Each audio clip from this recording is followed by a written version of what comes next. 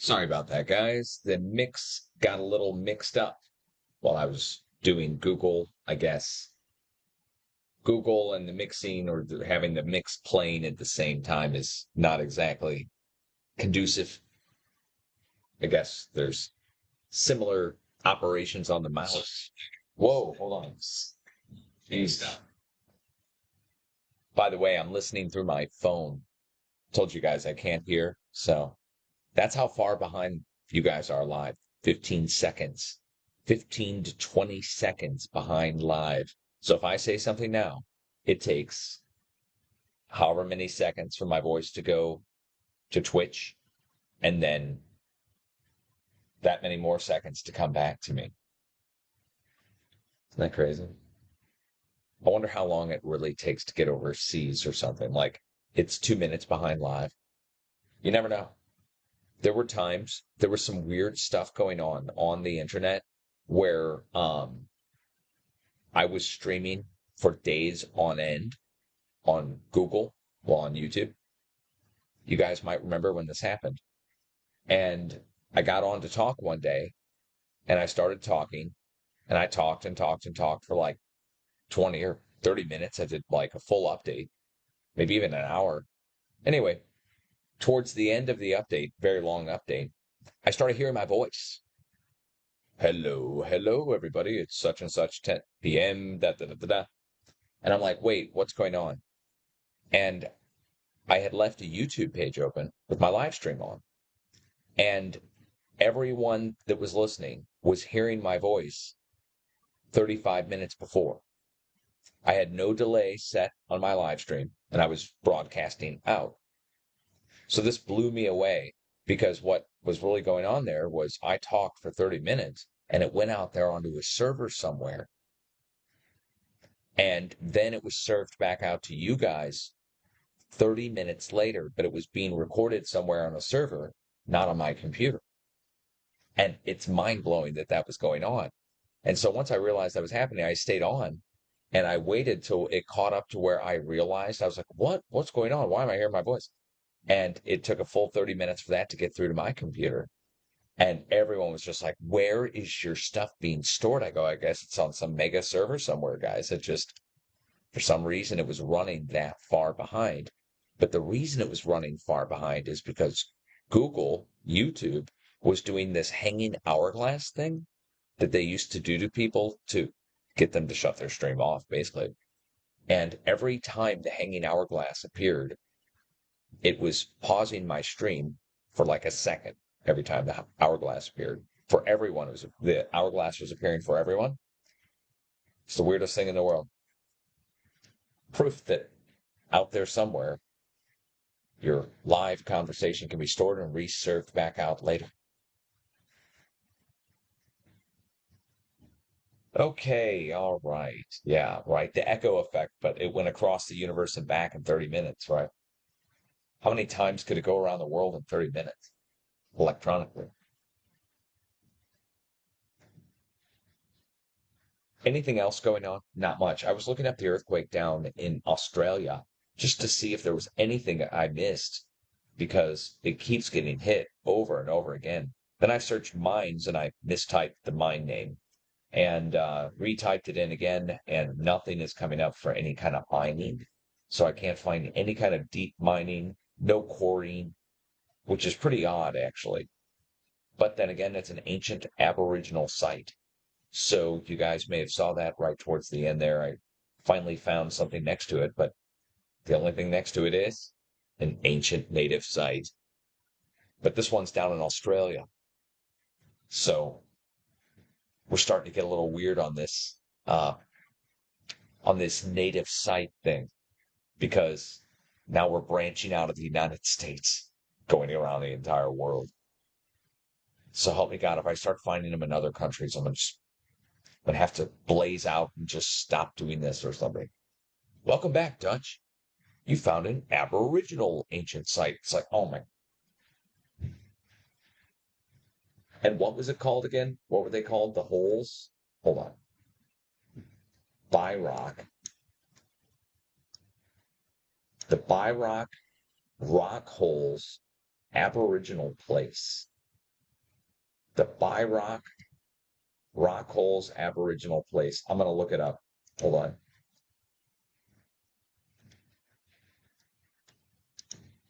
What is this? Do you mean Bairoch Rock Holes? 2 words?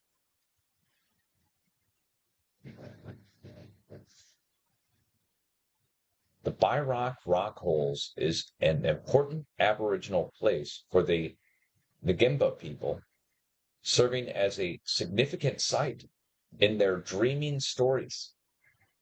It is also the location of a former Aboriginal camp occupied from the late 1880s to the early 1900s. The rock holes were historically used to water horses by Cobb and Company coaches. Oh my God. The site holds a detailed explanation of its cultural significance to the Ngimba people, according to the New South Wales government. Okay, the Bairoch Rock Holes is central to the Ngimba people's creation stories, particularly those involving the Bai-Imi, the creator, and the Wawi, the rainbow serpent. According to the Wiradjuri mob, it is a place where the cultural stories and lore are passed down through the generations.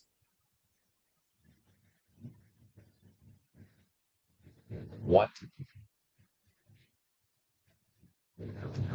So it's a central location for their dreaming stories about the creator and the rainbow serpent. It's a place where they would go to pass on cultural stories. And then it was taken over by the frickin' British with Stagecoach Company to water their frickin' horses. The sacred watering hole that they started to bring their horses to drink out of.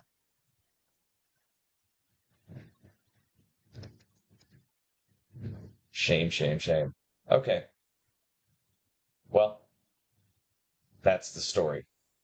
So, another very significant native site at the earthquake epicenter, or right next to it. Let's see how far it is. Hold on.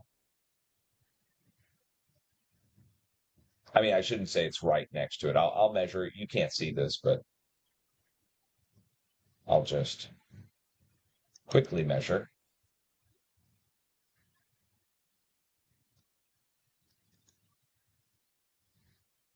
How far are we?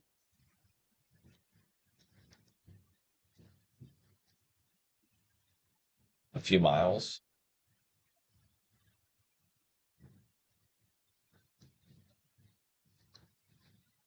But a few miles in Australia could be a lot, so it didn't look like it was very far.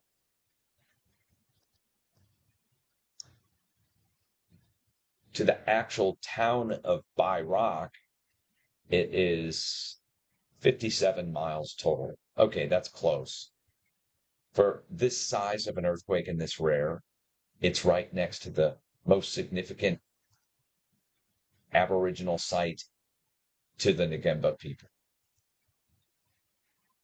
You just can't make this stuff up, guys. How many is this now? Oh, in the Serpent, because the other one was below the Serpent Mound. The other significant one was the 4 point something earthquake below the Serpent Mound over in Ohio. Right? Was it Ohio? Yeah, the Serpent Mound in Ohio got the other rare earthquake over.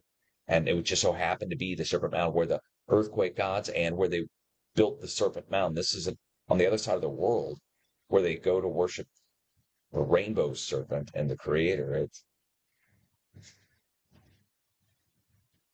okay. Okay.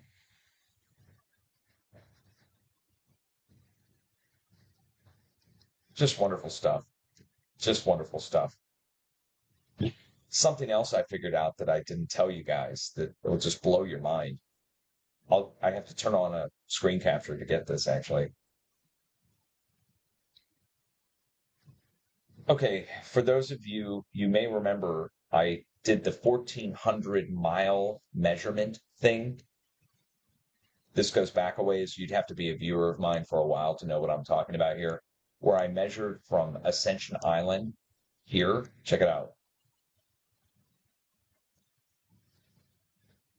Ascension Island shaped in a certain shape. Longtime viewers will know about the shape, star fort shape, or the compass point shape, but star fort. But anyway, if you measure from just, let's say, the center of Ascension Island, and you measure over to the coast of South America at its closest point, you'll see it's exactly 1,400 miles from Ascension Island to the coast of South America, closest point. Now that in its own right wouldn't mean anything, but you go out here to Easter Island, Rapa Nui, check it out. Look at Rapa Nui, look at the shape it is. Now we're going to measure from the center of the volcanic group here, because there's two volcanoes, hold on.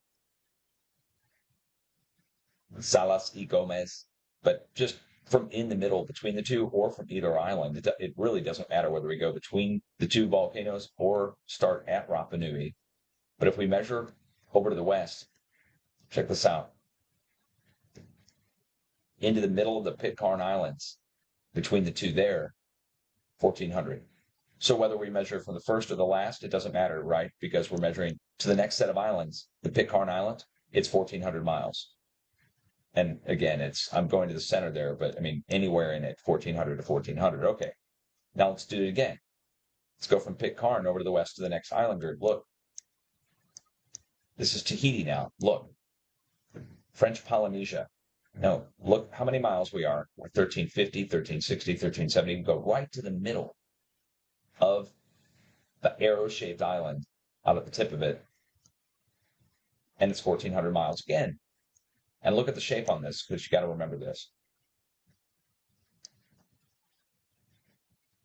It's pointing in a certain direction, the next direction to go. So if we measure another 1,400 from the center of this group, which is this island here is the center of the group, and we go to the next group, look where we go. Vanuatu, but look, we go down to American Samoa, and let's get it to 1,400. Boom. Right at the border of American Samoa, right at the back of the islands, right in the middle of the group, 1,400 again. See, 1,400. So it's 1,400, 1,400, and then 1,400, 1,400, all the way, or I'm sorry, 1,400, 1,400, 1,400, 1,400, all the way back to Rapa Nui. Each one of them is 1,400 miles apart, all the way across. So we go from here at Ascension Island to South America. Then we start at Rapa Nui, 1,400, 1,400, 1,400, 1,400, all the way across, and we reach over to the West Pacific. Now, this is the mind-blowing part.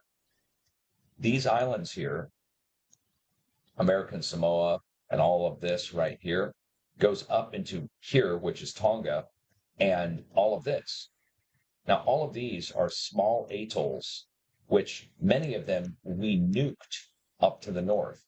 We nuked these in World War II up here, so many of them, several of them at least, like this one, Bikini Atoll. We completely destroyed this. It was a symmetrical star fort that was here, and I'll prove that to you in a second. We destroyed it on purpose because Micronesia, here is Micronesia, the island of Micronesia, and it's an ancient, let me turn off all the borders and labels first. It's a pentagon that's been weathered over time and broken over time. Originally, it was much more symmetrical, but it's a pentagon. And on the right side, or the east side, right here at the pinnacle tip of the ancient pentagon shape, turn our borders and labels back on, is Nan Madol. See this? It says Nan Madol.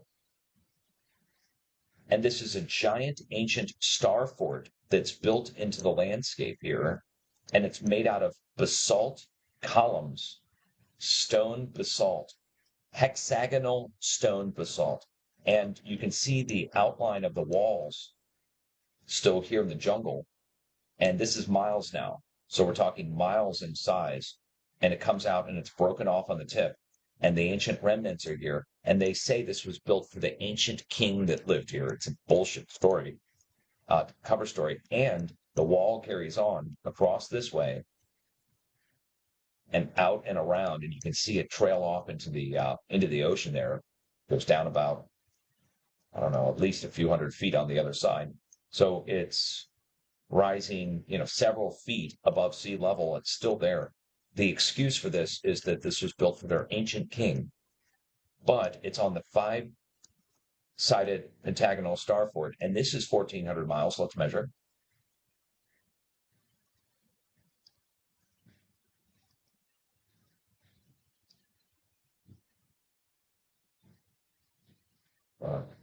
Whoops. Geez. Okay, I've lost total mouse control on my mouse. Really, I'm not joking. I really haven't. Okay.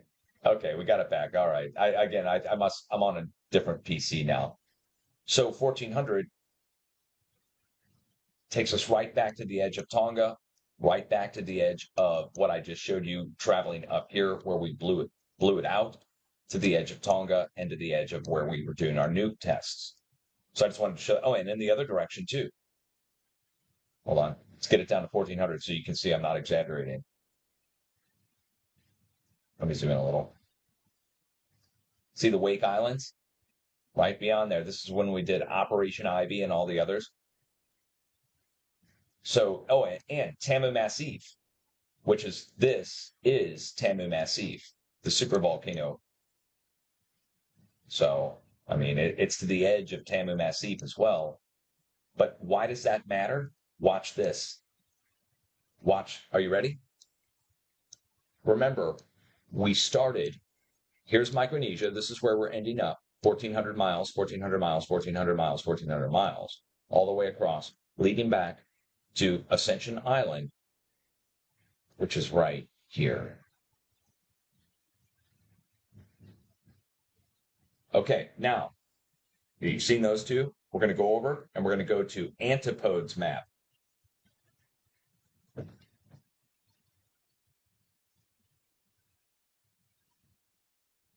And let's go find Ascension Island out here. There it is. Let's click on it and see where it takes us. Whoops. Oh, of course. Can we click on it? Well,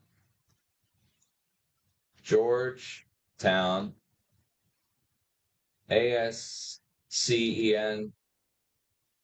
SION, Island.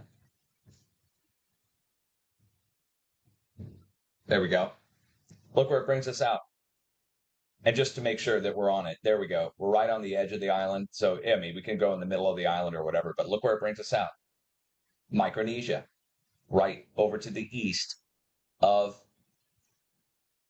here, I'll get it in here. Let's see, which one is it? Well, I'll get it back on Google Earth in a second, but there's Micronesia, and we're just east of there. So let's get the name on it where the head is sticking out here for Ascension Island is Majel and Palikir, Palikir, Palikir.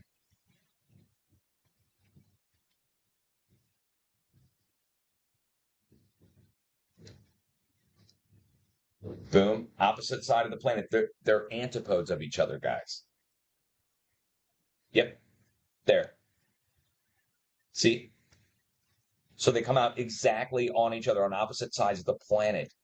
So on one side of the planet, and they're all 1,400 miles apart. Again, it goes 1,400 back to 1,400, back to 1,400, to 1,400, to 1,400, all the way to Rapa Nui. So let's measure from Rapa Nui. This is the only part that doesn't fit. I think it's submerged or it's destroyed. Because watch, 1,400 miles to the east, look where it takes us.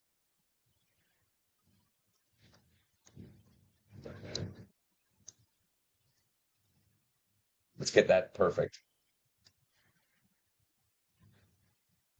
There. right into the center of this, which then branches off to the north. Here, look. And you can almost see it in a remnant. Let me turn the Earth sideways like this.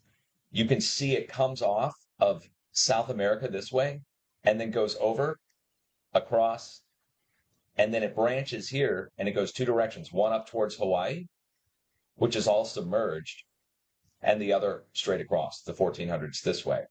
If we start measuring 1400 miles this way, this gets into interesting things that are undersea and which come up right up to the surface with no good explanation. We could go on for hours on this. I've already lectured on this and measured this multiple times and showed people that it connects two ways. One, across this way, which is the 1400-mile island thing, which is the things on the surface that are observable. When we go this way, we have to look at the undersea mounts on many of these because it doesn't come up above sea level. But you can see it. If we turn it this way, you can really see it. That this is not from undersea imagery doing this, guys. This is the plate boundaries themselves. But you see it's coming off, going over, across, up, and over, and it goes across this way. It can't be chance on the 1400-mile thing, and it certainly can't be chance that these are antipodes of each other. That Ascension Island is antipode of Micronesia. Exactly. And Ascension Island edge on one side, let's measure and just see if it matches the size. So let's just see how big they are. Micronesia is 15 or so miles across, 16 miles across. And how big is Ascension Island?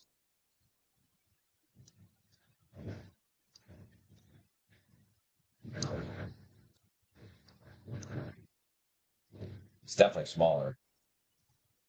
Half the size. 8 miles. And when we measured, so let's measure 8 miles over because the guy was sticking his head in over here at Georgetown. But if we just went 4 miles over to the east of Palantir, let's go 4 miles east of there.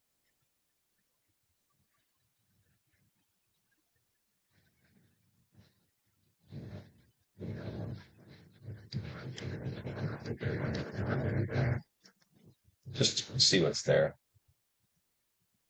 2, 3, 4.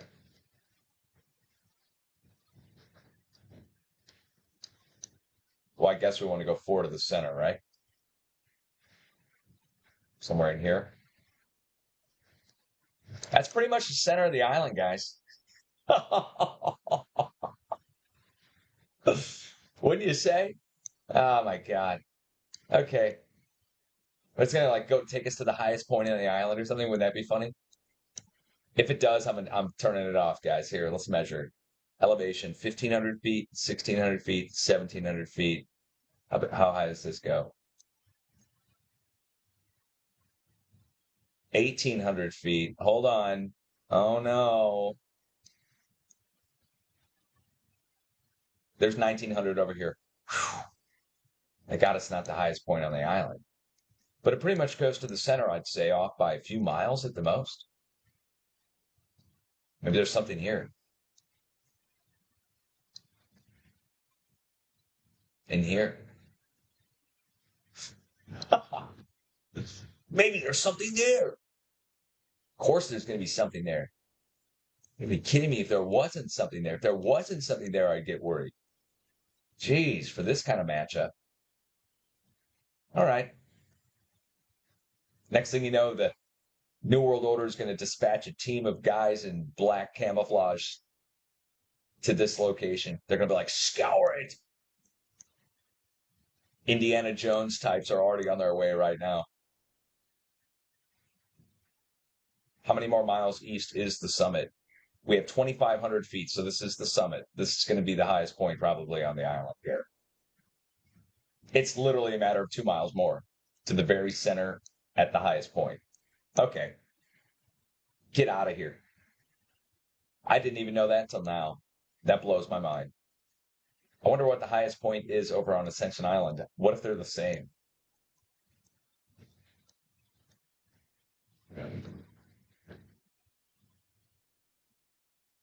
Uh-oh. Oh, God. It's a matter of a few feet. 2,685. Oh, my God. Yeah. Yeah. Oh, man. I hate finding shit like this. I'm just being honest. Because what it does is it gets me put off with the Graham Hancocks and the oh, but man, this is why Steve Quayle and the other guys, they all love me, man. They probably watch just to get inspiration and steal stuff, right? No, they're not steal. I mean, borrow. I mean, like glean information from whatever you want. I'm kidding. I'm kidding.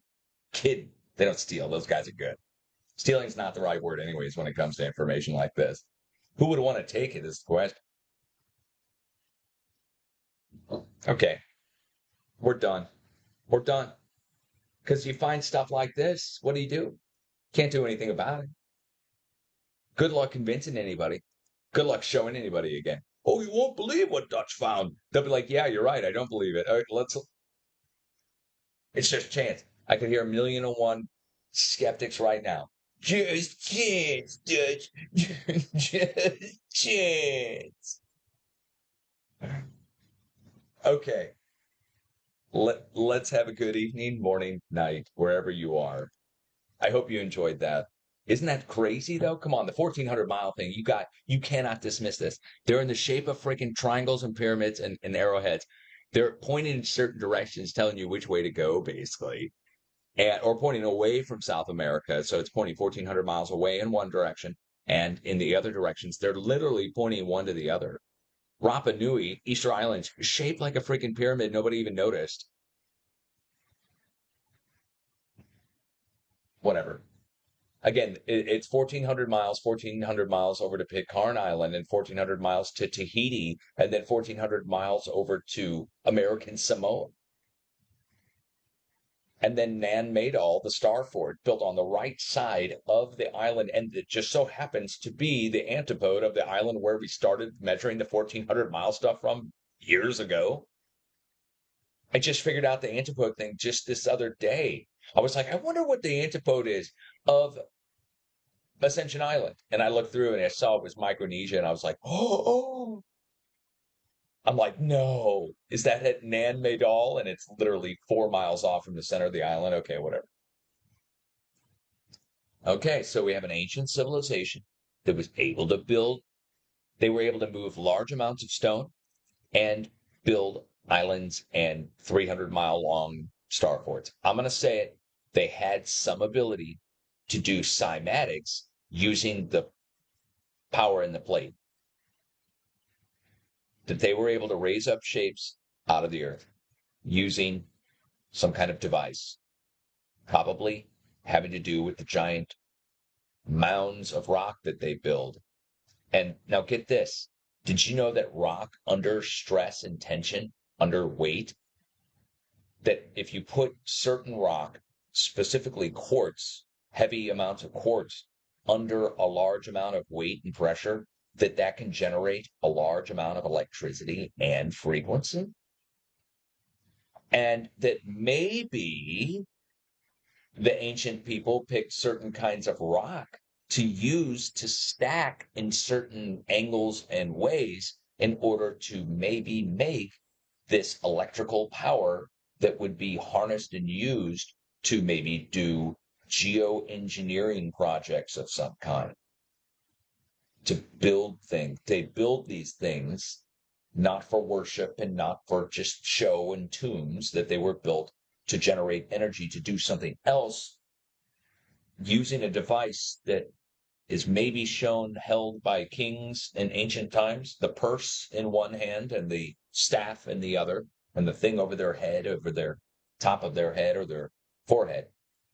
But the purse and the staff, or the purse and the rod, or the orb and the scepter, symbols of the king, The orb is the vibrating orb, but the purse that they would hold in ancient times, in the ancient Egyptian times, and Nebuchadnezzar also held. In the other hand, they would always have the rod or the staff. And this was clearly some kind of power collection and transfer device that was used by these people, in my estimation now. And I think they were able to harness that and do cymatics on a massive level. Cymatics. So here's the deal with cymatics. Cymatics are shapes that can form in small particles of dust and rock and sand and other things. And it's generated by sound frequency in many cases. But cymatics can also form in electrical waves themselves and be seen on an oscilloscope. And so let's get open the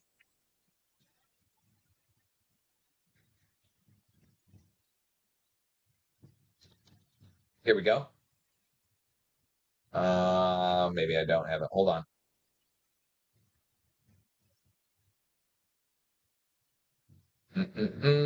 Hold on. Hold.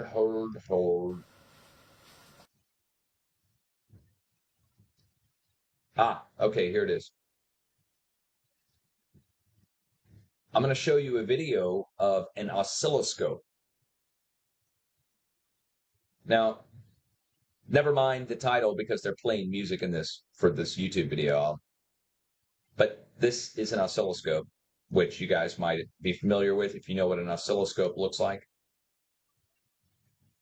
Okay. Now, the shape that's on this oscilloscope is not fake, but it is a Russian oscilloscope for reading electrical signals. And normally you see a wave going across here. Let me make sure that you can see this before I go any further. So normally you would see a wave going across here. Now, in the past several years, people have figured out that you can play music through your oscilloscope. And what happens is the music is actually divided into electrical charges of a combination of a sine wave, a regular wave, a square wave, a sawtooth wave. And they combine them to make shapes on your oscilloscope now. Pretty cool. But what people have done, and they didn't know they were doing this. I found this just by chance. I knew about this video already. I kind of wanted to get one of these just to play with music on it. But I was watching this one in particular, and I watched him tune up the sound. Listen. He starts bringing it up. He's toning it up. We're going up in tone, okay? And it's combining sawtooth wave, square, and sine, all to make these images on the screen. But to make these images on the screen, electrical voltage has to be manipulated. And that's where the program, the computer program, you run this on a computer and you put this through your oscilloscope. And so the computer is feeding into the oscilloscope electrical charges of various nature. And it's using all three settings, sine, sawtooth, and square, to make the shapes. Okay, just so you know how that works. Now watch what happens when you get up to a certain frequency here. Watch what happens when you get up to a certain frequency. I'm going to pause it as we go up.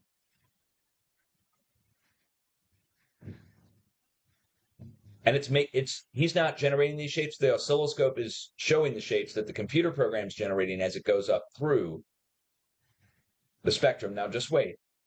The combination of sawtooth, sine, we go from a star to six-sided. Here we go. Look on the edges. Right about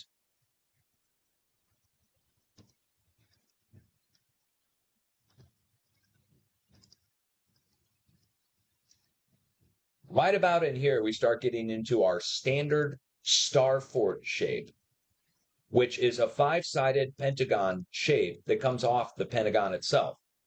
So we get a pentagon and then pentagonal pentagons that come off the pentagon edge. And in some cases, it's not pentagonal, it's hexagonal. In a second, hexagons come off as they go up in frequency. Now watch, this matters because it switches to a from a pentagon to a hexagon as we go up. We're combining the waves. Sawtooth, square wave, and sine, and we go up and up. Now this shape matters because that six-sided shape and that five-sided shape I showed it to you over at Micronesia. It was 5-sided.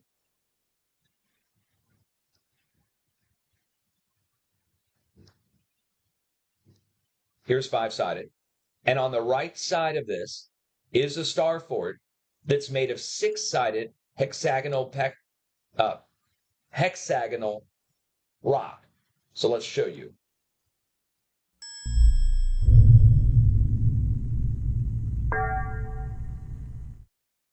Let's get some pictures. Here we are. Now this is huge. So this is a palm tree, and a person would be small in this door. These are large hexagonal columns. These are rock that are stacked, and it's shaped in the shape of an ancient star fort. Look at these. This is volcanic rock that's 6-sided. Now this matters. This really matters, this 6-sided and 5-sided thing. So why does it matter? Here's the 5-sided with the 6-sided on the side. We're going to go over to the United States. We're going to look at the United States the way I've showed it to you before. We're going to turn off all our borders and labels and gobbledygook and just look at the USA itself. And when you look at the USA this way, you've got Florida on the right side, and you've got Nunavut, Canada on the left side, and it comes out to a point. You see it's broken apart and filled with water on the left side. But you'll see it matches and corresponds to Florida. And then you'll see we have 2 more points off the east coast of Newfoundland, one of which is blown out and gone. The other still remains. And this matters because on the tip of Florida, oh, and by the way, if you measure from up here to down here, back to here, across, back up, and back over, first of all, it's a perfect symmetrical 5-sided pentagon that's also triangular in shape overall, but it's pentagonal overall if you count the back. But out at the tip, out here, remember what I said about the hexagons at the tips? It's over at Nan Madol. This was supposedly built in the Civil War, which it wasn't. That's the cover story for this even being here. And during the Civil War, they came in and I think just carved out the spots to put cannons in. You wouldn't need cannons because obviously you're in the Florida Keys and the water's too shallow for anybody to even come close. But I mean, we're literally, you could wade it, you could walk in this water all the way out. But this brick and style is Byzantinian. They put a microwave transmitter on it too. But this is on the dry Tortugas out at the tip of the Florida Keys. And they said they built it during the Civil War to protect the Gulf. Look where it is, though. It's at the very tip of the Florida Keys, all the way out there.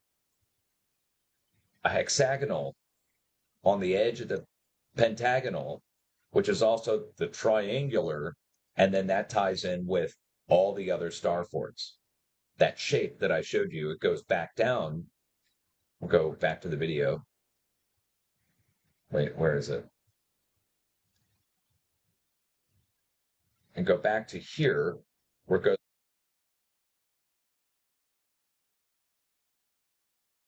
from circular into star. From star, you'll see it pop off. You'll see the shape come in. One more time. Take it back. It goes from smooth. And I really think that the music program is just revealing what frequencies, whatever that would be, would look like if you combined the shapes. And it's combining shapes.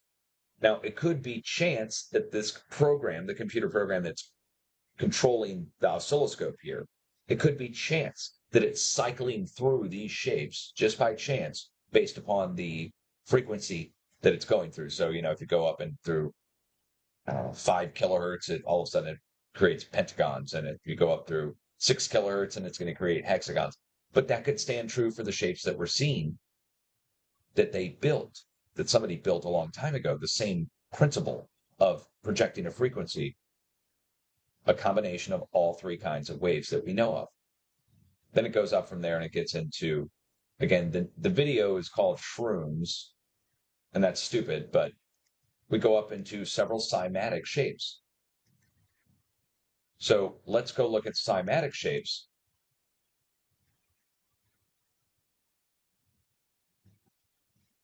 Cymatic sand, for instance.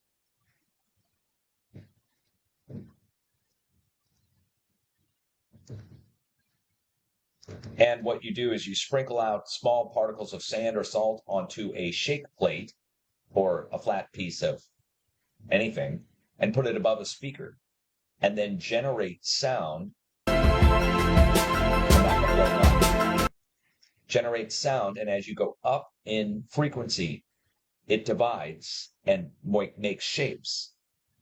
And this is not due to the speaker. The speaker can be any shape. It's the sound that creates the shape of the particles. So you see these shapes in church glass, but much bigger in size. So like this, for instance, is in the Chartres Cathedral, that same, but those are resonance cavities. Ultimately, those are resonance cavities. And resonance cavities are talking about when you use resonance cavities, well, we use those to generate microwaves. You put in electricity to those and out come radio waves. But these shapes, the point is the shapes. So the cymatic shapes, I think a long time ago, somebody had a lot of power and a way to direct it to do this along with the oscilloscope, the actual tonnage, to control all the different types of electricity, if you want to think of different waveforms of electricity. You use them all together to do something like this down at the South Pole to power it all would be the giant five-sided plate of Antarctica, which around the outside edge of Antarctica, it's five-sided, symmetrical, 6,666 miles long from back to tip, and around the outside edge, it's five-sided. I mean, it's indisputable it is. So this shape powering into the first plate, which is Asia and Europe, the second plate, which is North America, which I just showed you, and the third plate, which is South America, and then back into itself to complete the circuit around. Now this points out to something, and this points out to something, and this points out to something. All three plates point to something, and they don't just point anywhere. When you go into Spain and Portugal, you see that Spain and Portugal themselves make up a five-sided pentagonal starfort shape with two additional spokes or star shapes that come off the edge. And this same shape here off Spain and Portugal is the next plate over, but much bigger, off of North America. The two fractal-like shapes that come off the tips of each plate. And those are fractal-like, but not from erosion. These were made a long time ago. But where does it point? This is going to blow your mind. But I'll show you anyways. Just go right out through the tip of it, and I'll show you where it points. It points to itself, back to its circuit. They all three connect to each other. I just showed it to you. They connect from down here, five-sided, points into an avenue that literally goes into the side of India. Then you have your giant triangular shaped, well, again, it's both triangular and pentagonal. And it points out this way, which really curls around back to the chain, feeds back into itself. North America, we go out through North America. Whoops. Wow, it's not I'm having the mouse problems again. Hold on. I think I clicked on the wrong thing. I sure did.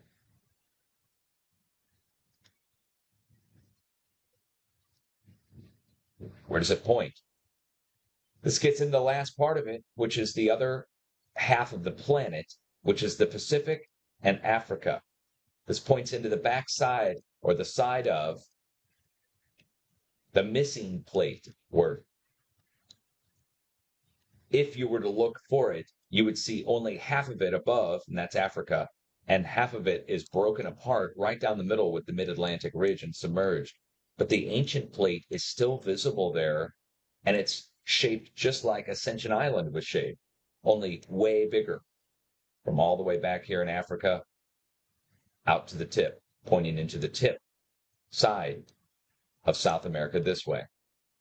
And it is symmetrical from out at the tip here all the way back to the back side of it on both sides, right down the middle, and out to the edges. Whoops. To Madagascar and to Spain and Portugal. They match. And topping it all off, it's the same distance on both sides where it makes the bend. If you look at our distance, what is it? 5,300 miles and 5,300 miles. Whoops, 53 and 53. Or 54. Let me get that right. The curvature of the Earth is kind of messing with us a little bit and trying to, yeah, I mean, 5,300, 5,390 and 4. I mean, it's the same. It's eroded over time. But so this is the Atlantic here. And it's a hidden plate. Half of it is gone. That could be Atlantis. I don't know. But it is symmetrical. And if you measure from here to here, and then you measure from back here to here, it's the same on both sides and on the back. Let me do that with the United States. Watch this. Look at the United States. So if we go out here to the tip, right out here, and we measure all the way back to California. This is California over here. So let's just go down to the coast and make sure we got this. Here's San Francisco, but I mean, just right through the middle. We're just going to prove something to you here. What is that? 39.29. All right. And then that's just, I'm grabbing it off the coast out here. We could pull it from anywhere out off the tip of the coast. But what you're going to see is down at Mexico, 39.31. Hold on. It's to the mile. Okay, so 39.29 at its furthest point here, 39.29 at its furthest point here, and if we go all the way out here to where it makes the bend, right where it makes the bend too. I mean,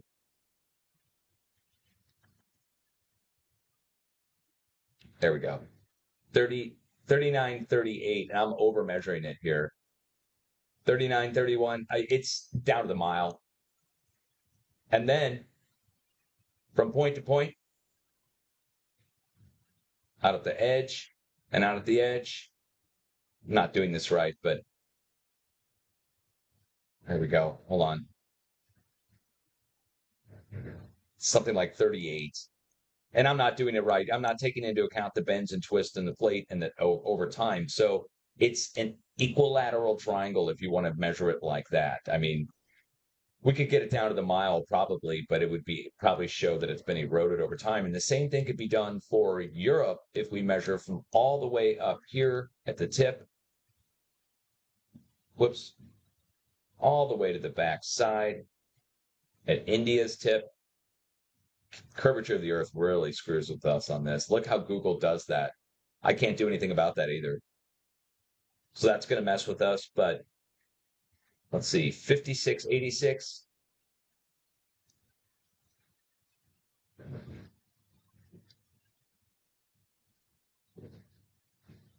Is that even the tip? It's not. Hold on. Well, it's eroded. It's kind of hard to see somewhere out here. This is where the international date line goes across. It's a matter of 200 miles difference.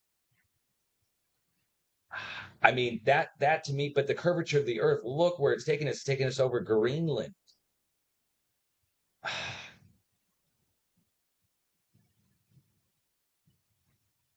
I wish Google would allow straight line measurements on the surface from point to point. and allow us to take into account the curvature of the Earth, because that's not accurate. Look how that's bending that. That's taking a path of least resistance on the line as if we're trying to measure longitude or something. And I'm trying to go along the edge of the plate. Look how much it's bending that. It should match up out here. What I'm complaining about is that it's, while taking it over this way, it should be over this. We should be able to bend the line over it, over the edge of the plate boundary. Okay, so it's not going to match perfectly. What is it, 5,400 miles? It's 200 miles off from point to point. And if we go across, I think it's about the same. Where's that?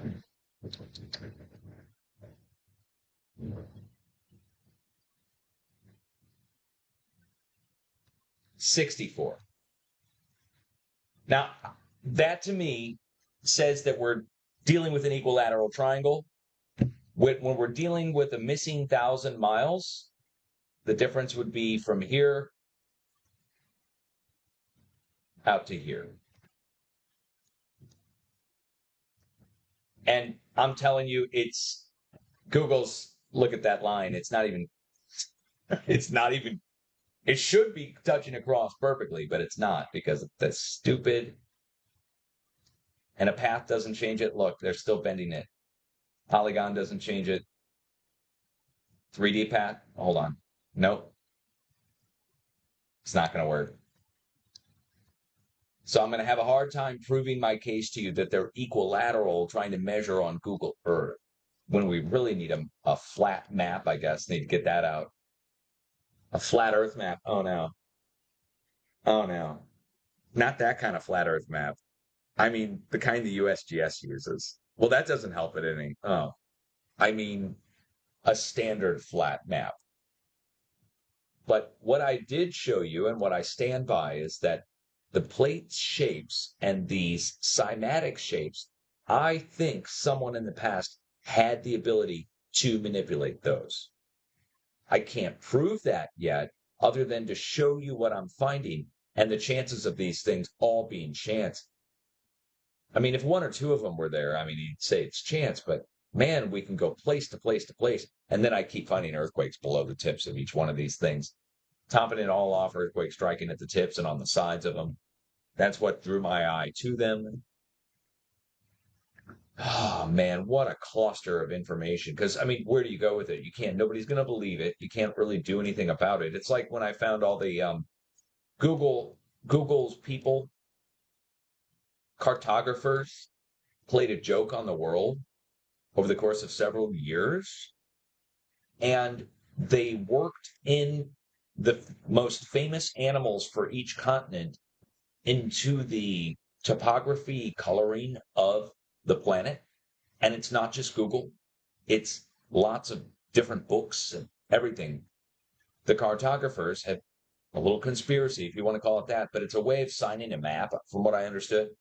So when a cartographer or master cartographer and secret societies get involved in this, they chose the most dominant and well-known animal for each continent to be included in the topography coloring of the continent. So South America is a perfect example. South America is known for pythons, right? Pythons. And they're known for the Galapagos turtle. And the Galapagos Islands are out here, just in case you don't know. These are the Galapagos Islands where the Galapagos turtle comes from. And the pythons come from the rainforest here in the Amazon and North Amazon and French Guiana. Now, this matters because they work both the python head and the tortoise head into the coloring of South America with an eye. And this is the python head. And if you back it out a little bit, this is the tortoise head. And the tortoise head comes back to a neck that they've shaded and colored. And the neck connects to the Galapagos Island where the tortoise comes from. So the python head is over where the python comes from. And the tortoise head points back to, like a neck, literally back to Galapagos Island. Now, You might say, you're just seeing shapes of that. No, it's every continent, and it's well standing out when you know what to look for. So we're going to look at Africa next. And the green here, the outline of the green, and this here, where my mouse is, let me make sure you guys can see on this, where my mouse is here, and this down here. So this is a giant gorilla. This is the outline of his body. This is his head. Here are his eyes. Here, I'm not joking. Here's his belly and a belly button, and his two close together eyes, somewhat close together, and the outline of the body and the shape of the snout, if you want to call it that, or his front of his face and the more like gorilla-like face. And this is into the plate itself. They've shaded this way to be there. So we have the gorilla from Africa, and they put the gorilla over Africa. We have the python from the Amazon, and they put the python over the Amazon. We have the Galapagos turtle, and it points back to the Galapagos Islands. Let's carry on, because they did it in the Mideast. They created a jackal head, or is that the hyena? Hold on, no, it's a jackal. The jackal head, and it almost looks like a Chihuahua dog, but it's the jackal head. It definitely is. It's been worked into here with the two ears and the eyes and the nose, and that's specific to that location. But there's definitely more.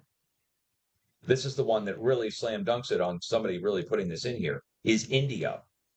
India has worked in an elephant head to India with an eye right here, two ears, and the elephant snout or trunk going down here all the way to the coast.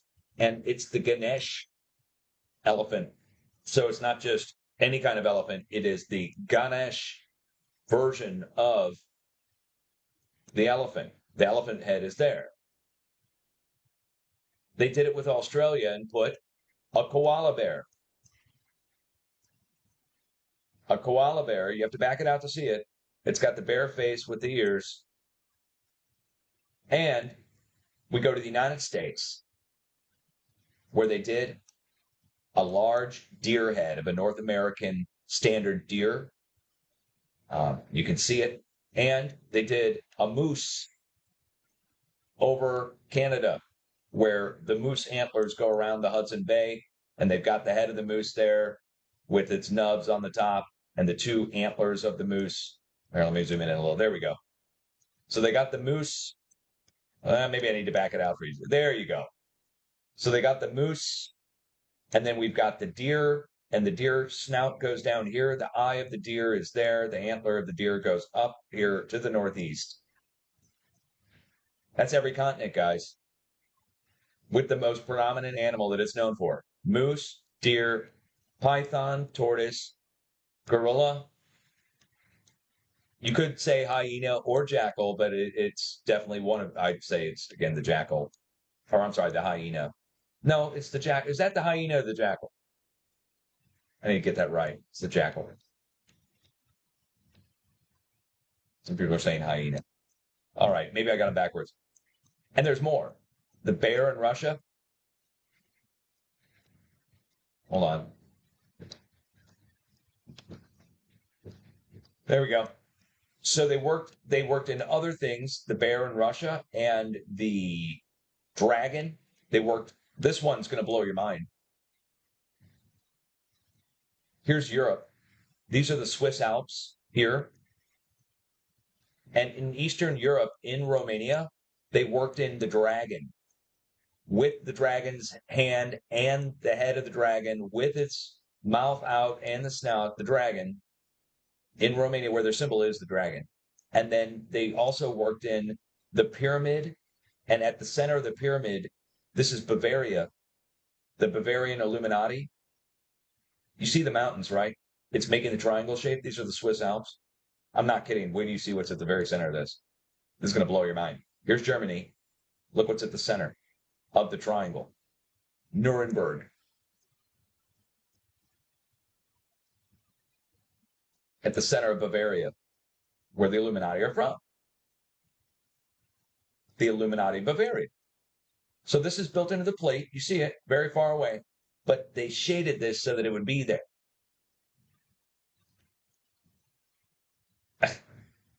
I'm not joking. Not joking. We're not seeing shapes, guys. That's really there. They really shaded that. I mean, this is really Google Earth. I didn't put these on here. I'm not like willfully seeing shapes. They really did put a koala bear into. And do you need to look at it upside down?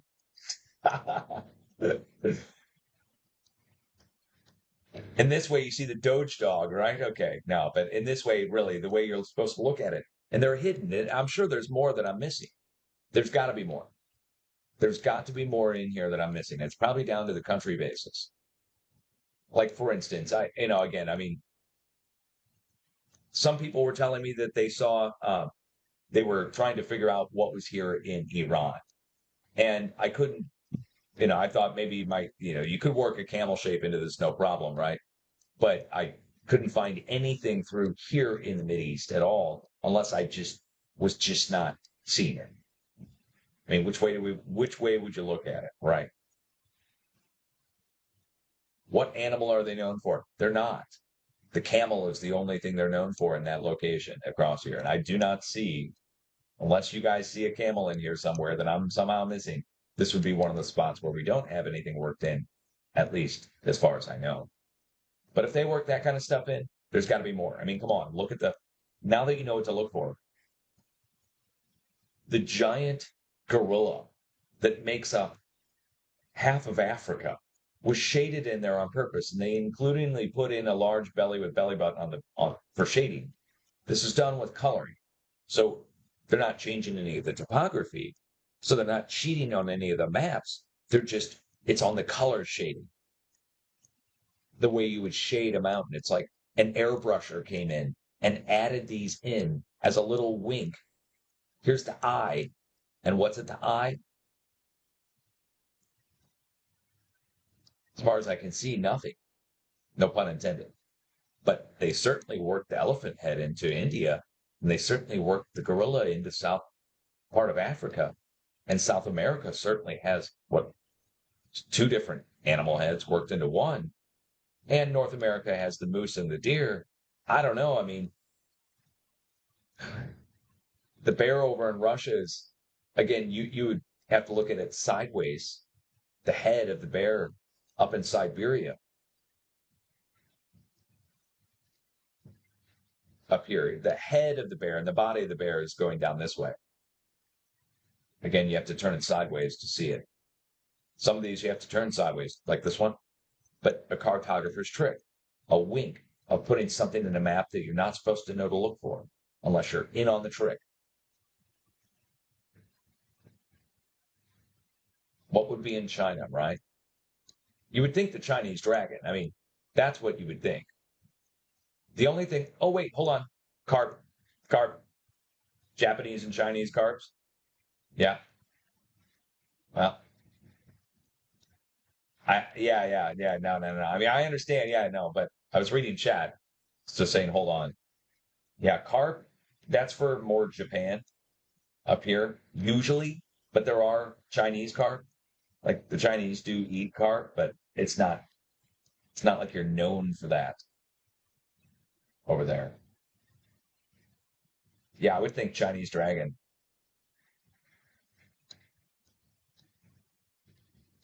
But as far as I know, no dragon showing out of China. Let's see.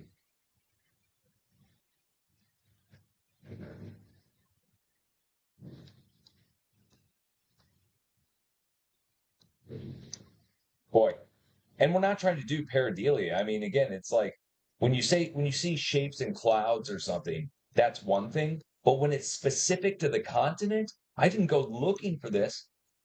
I saw that this led back to the Galapagos. Like, oh, I was joking. I was like, oh, it looks like a Galapagos head going back to the Galapagos island within it.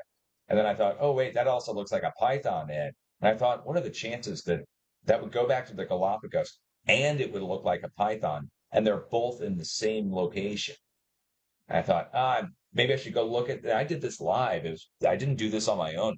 I literally did this live. I made the discovery live one day when we were looking. I go, let's go look at the other continents, see if there's anything that would stand out. And I looked and I thought, wait, hold on, no way.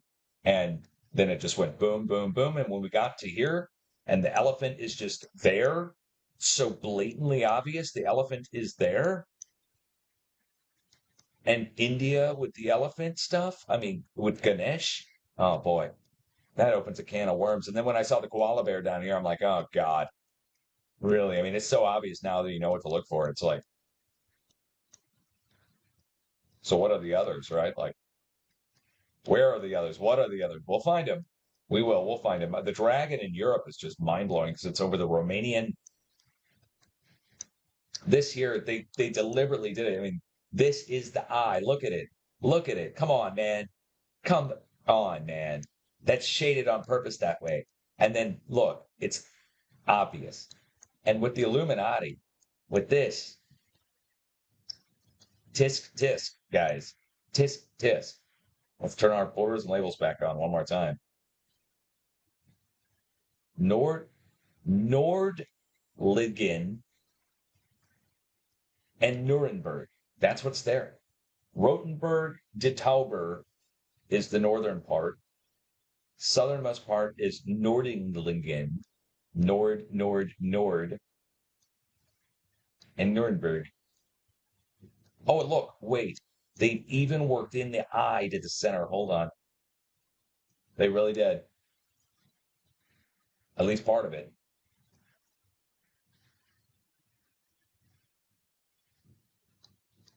They sure did. There's no way the topography is just doing that by chance, guys. No freaking way. No, that's shaded on purpose that way. They did it on purpose. Did it on purpose. Okay, all right. Yeah. How did I find it? Luck. Luck and chance. Luck and chance. Kind of like I found this by luck and chance.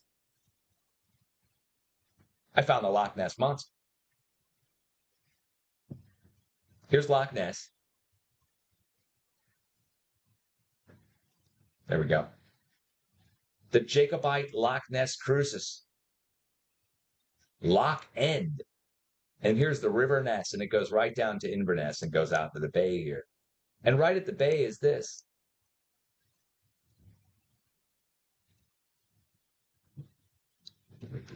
The giant dragon head shaped star fort that comes down to Fort George Church, where St. George slayed the dragon and so forth. But the Loch Ness Monster, that's the giant serpent next to Loch Ness that everyone forgot about for 300 years. And man, now I just saw a video on X. Somebody sent it to me. Tourists went to this place. And now people know about it being a dragon head. The tourist recorded a video and he's with his wife. And they're looking at it. They're here inside of the middle of this place. And there's a statue apparently somewhere here in the courtyard. I don't know exactly where, of the fort. It's a small statue that's like a replica of the fort that you can look at. And the guy says, did you know it's in the shape of a dragon's head? And she's standing there at the other end. She's looking at it like this, like everybody else looks at it, like all the textbooks in history show it, like this. And they used to say, up until I found that it was in the shape of a dragon's head, that it was in the shape of a star. And she's looking at it like this. She goes, what? And he goes, yep, shape of a dragon's head. And then he made her walk around to the other side. And she's like, whoa. And that's not a matter of perspective. We can look straight down on it. Same thing. It was missed for 300 years. It's a museum now. It's Special Forces based, too, for the Special Forces, the Black Watch in the UK. But that's a weird discovery that I made one day. And when I told everybody, the response was to freak out on me and tell me to delete my video and Children of the Corn level cult stuff going on, man. People trying to get me to gaslight me and shut it down. And you didn't find anything, Dutch. That's just randomly in that shape. That's not the shape of a dragon's head. You just want to see shapes. That's what they told me. Seriously. I'm like, no, I don't know if no, that's not pareidolia, guys. This is really a dragon's head. And it's called Fort George. St. George slayed the dragon. And in that church right there at the tip of the snout of the dragon, they got a stained glass of St. George slaying the dragon, sticking the spear into his head. So, yeah, it was hidden for 300 years. But why? Secret society stuff, man. The Antichrist lives there. I totally doxed the Antichrist. He had to move. I found their base. I guess that's technically capturing the flag. And that's not, that people don't like that. You capture the flag unwillingly, you come walking in just by chance. You walk in and they're like, what's this flag right here? You just pick it up. I'm out of here. Bye. They're like, Dutch. I'm like, what? What? Okay. Enough. What time is it? 11:30 p.m. Central Time.